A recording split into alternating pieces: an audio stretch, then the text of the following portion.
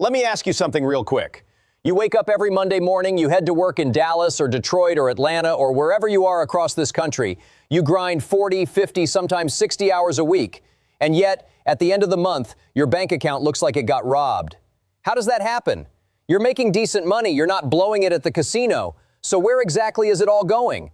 I'll tell you exactly where. It's sitting in your driveway, looking shiny, smelling like new leather, and quietly draining your wealth 1 month at a time. Here's the thing that nobody in your family, nobody at your job, and definitely nobody at the dealership will ever sit down and tell you. The car payment is the single most normalized, wealth-destroying financial decision in America today. Not credit card debt, not student loans, the car payment.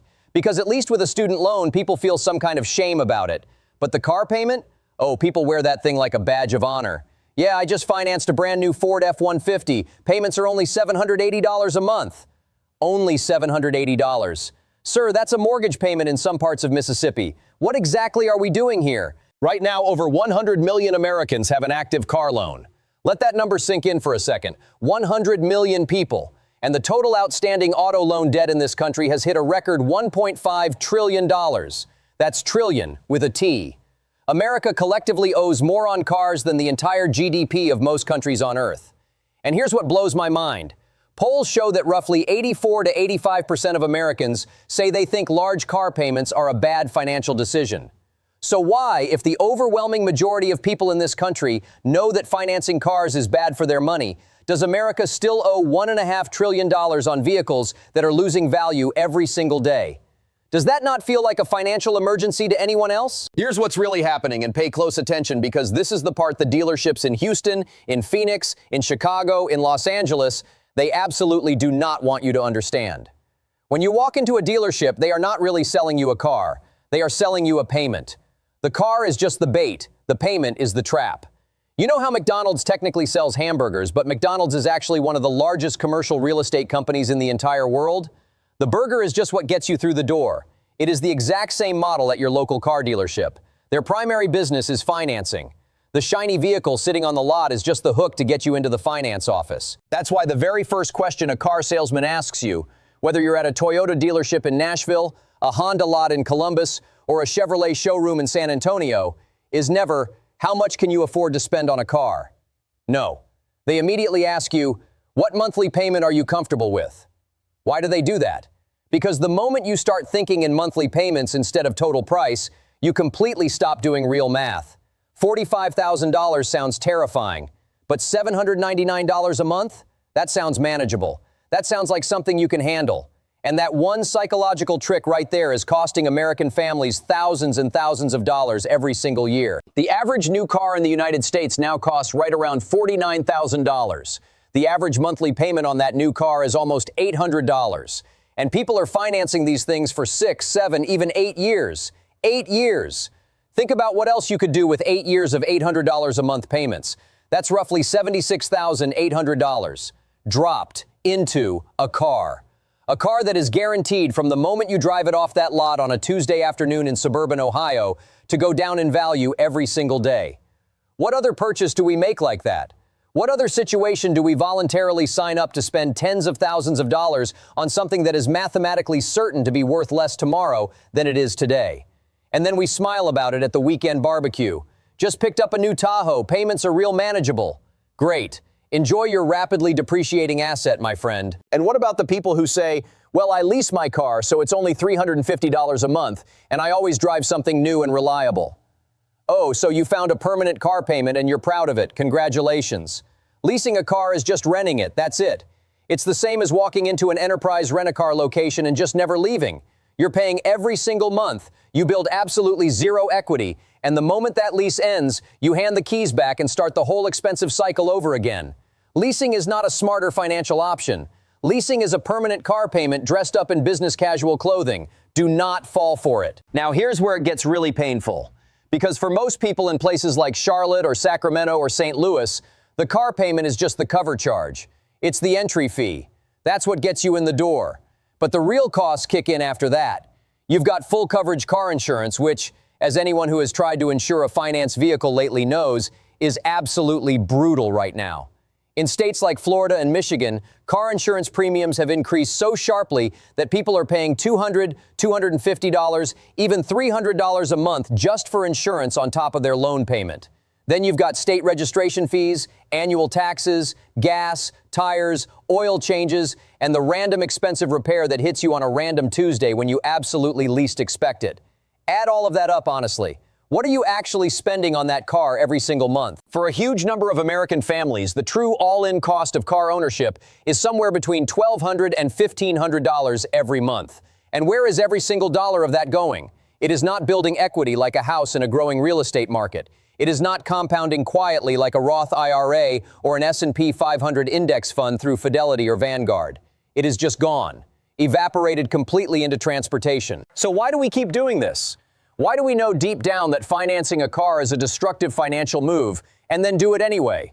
Here is what I believe, and I want you to really sit with this for a moment. In America especially, a car has become an identity statement.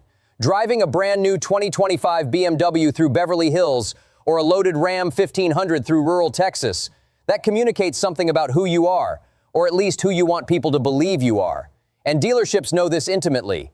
Banks like Ally Financial, Capital One Auto Finance, and Chase Auto, they know this too. They have engineered the entire financing system to make you feel like you deserve that new car, and that $700 a month is simply the reasonable price of living well. But here is the honest question nobody is asking.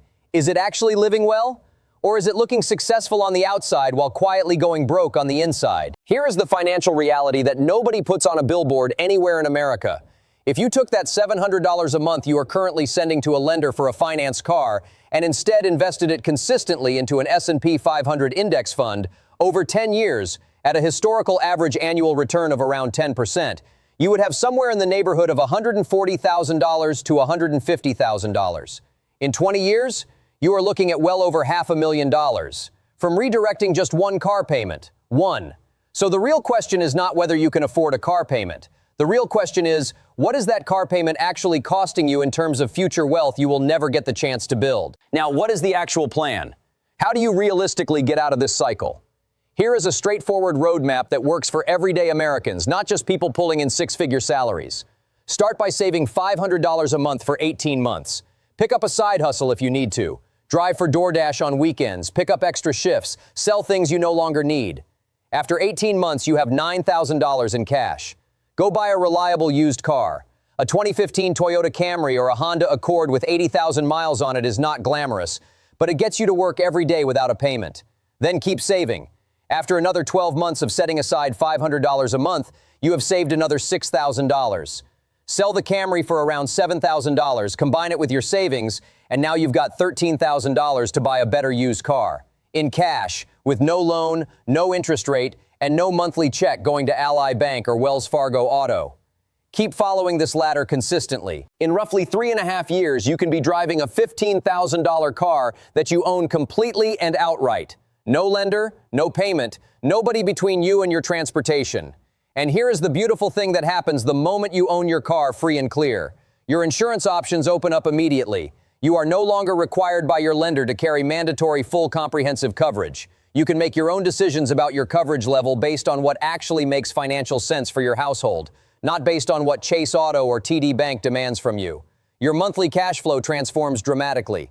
Suddenly you have $700 or $800 a month that used to disappear into a car payment, and now it can go into a high-yield savings account, a Roth IRA, individual stocks, or toward paying down your mortgage faster. That is genuinely how real, lasting wealth starts building in American households.